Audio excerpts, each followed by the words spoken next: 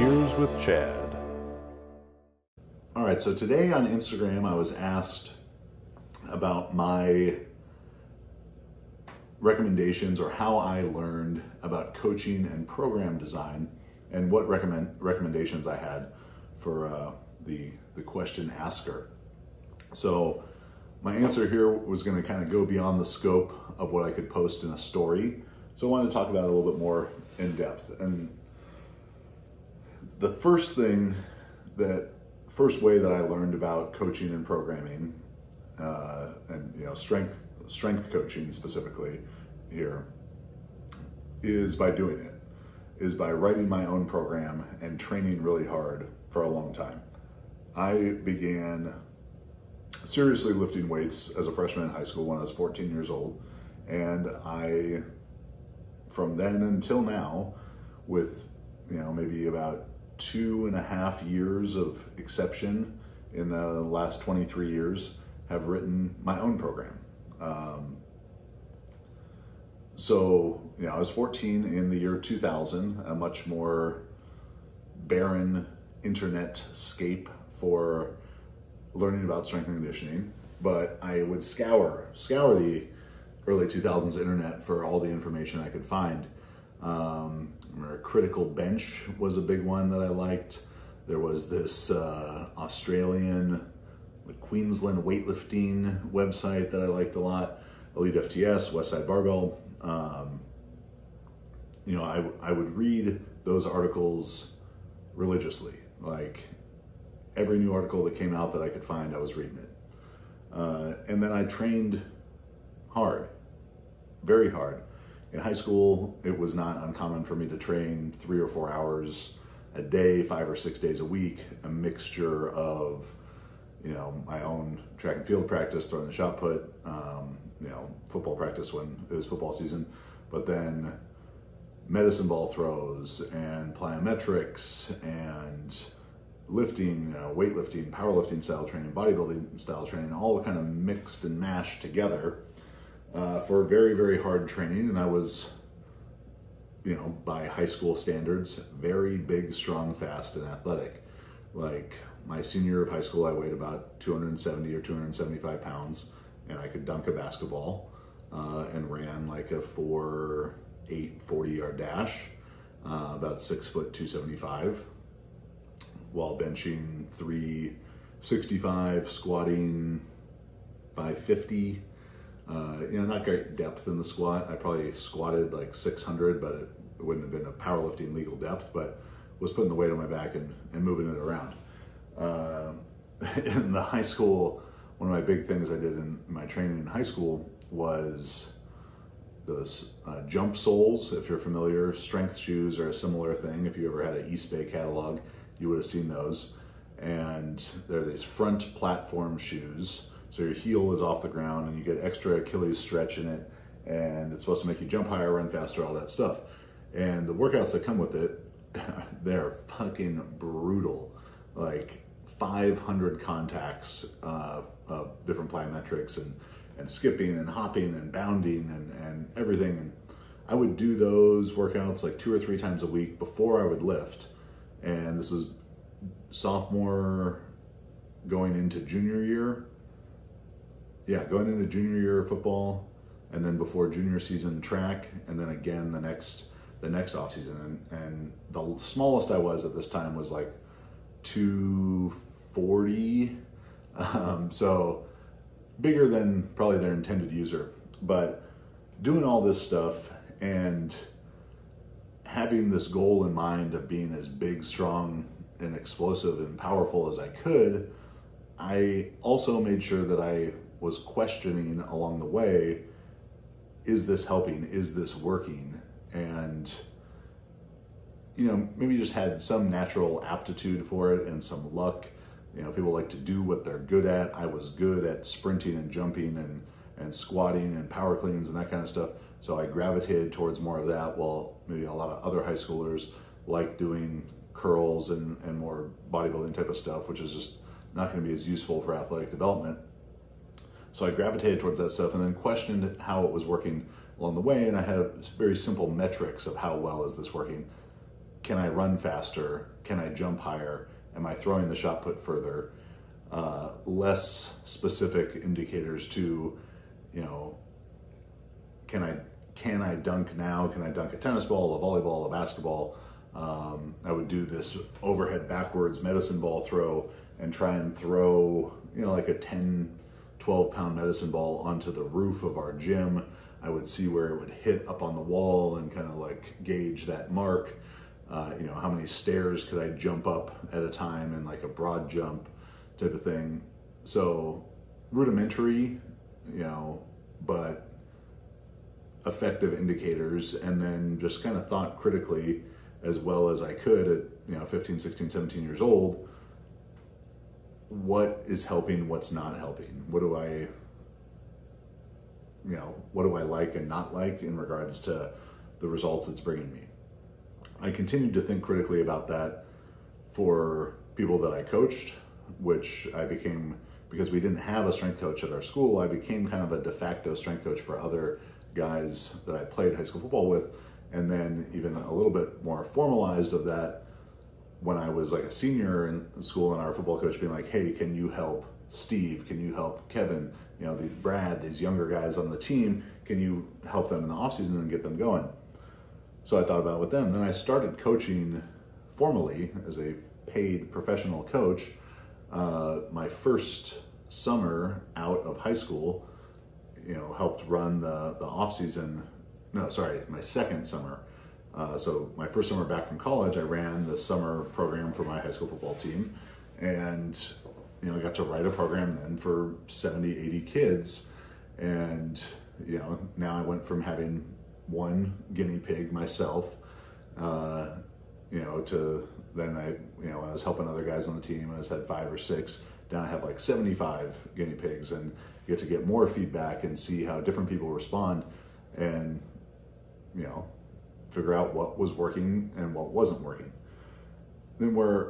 So along with that, of a lot of experimentation, trial and error, and critical thinking about the feedback I was getting from that, the other area where I learned how to coach a lot was by actively seeking out information from a broad variety of sources. And I didn't do this intentionally.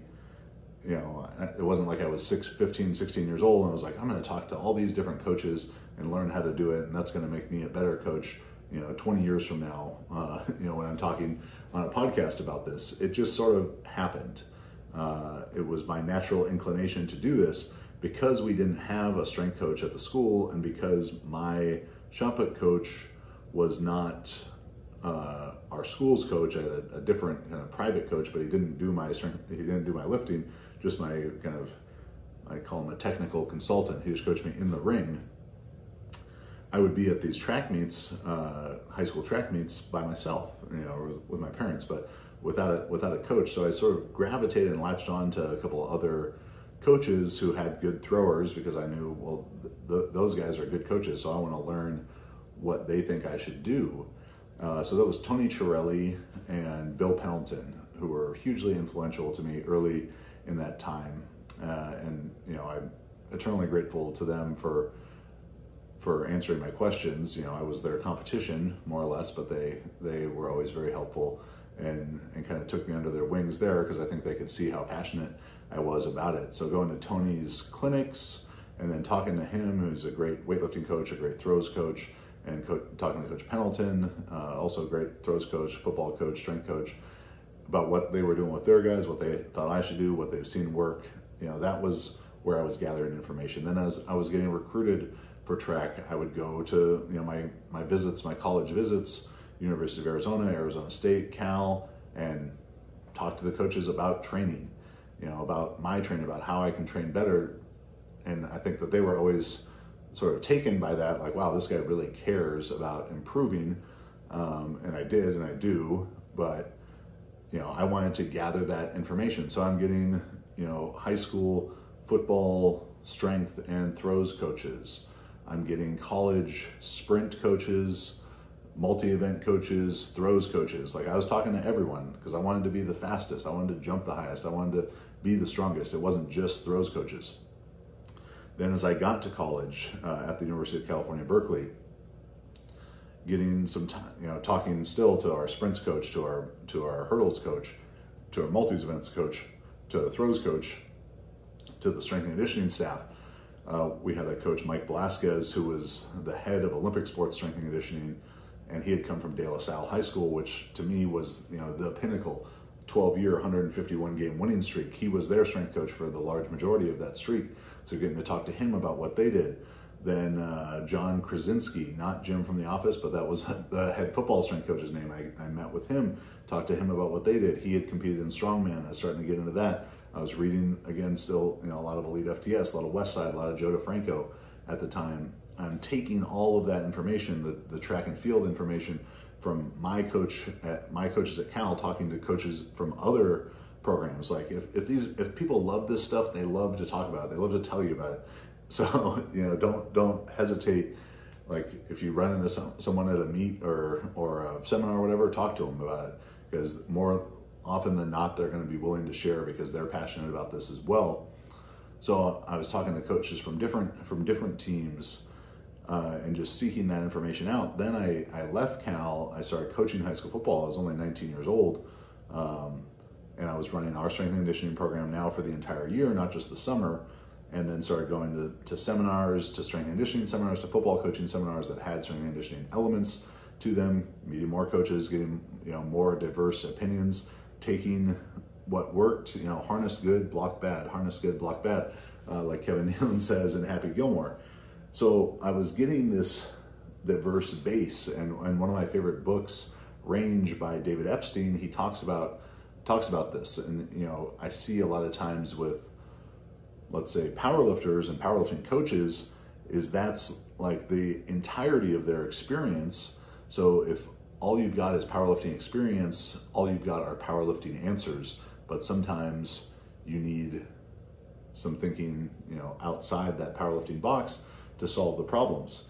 So as I became more conscious of why this was important, as I got older and farther along in my career, then I was more intentional even about, I'm gonna talk to sprint coaches, I'm gonna talk to football strength and conditioning coaches, I'm gonna talk to powerlifters when I started competing in powerlifting, and strongman competitors. And what do weightlifting coaches have to offer us here? What do bodybuilders and bodybuilding coaches have to offer us here? What do physical therapists have to offer us here?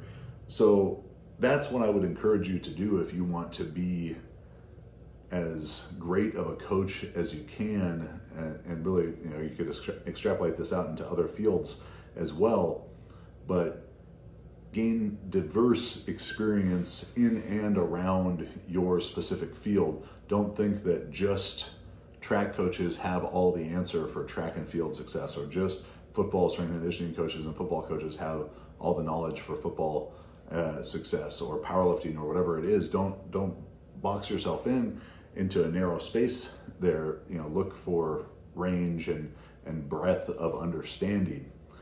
Specific, a couple other specific coaches I want to highlight is, first and foremost, James Smith, the thinker, who's had by far the biggest influence on my strength and conditioning career. I had the good fortune to employ him for a little over a year. That was like beyond a master's class for me. Everyone says, read Super Train, read Science and Practice, read Transfer Train, all this stuff, these translated texts, and people read them. I don't think most people understand them, but James did, and I got to see him put those ideas into practice in programs that he created, and ask him about it, and get what ultimately became very intuitive answers. And he was hugely, hugely helpful. So I'd encourage you to seek his information out. Charlie Francis stuff has been a huge influence for me. Buddy Morris, particularly early in my career, interviews that I'd seen with him were huge influence. But seek broad information. There's plenty of lists of books out there. Those are all well and good. Read them. Implement the ideas in whatever way you understand them into your own training. Help other people with their training if you can, so you got more guinea pigs to figure things out with and can get through the trial and error process faster. Think critically about why this is working. Try not to become emotionally attached to the way that you're training.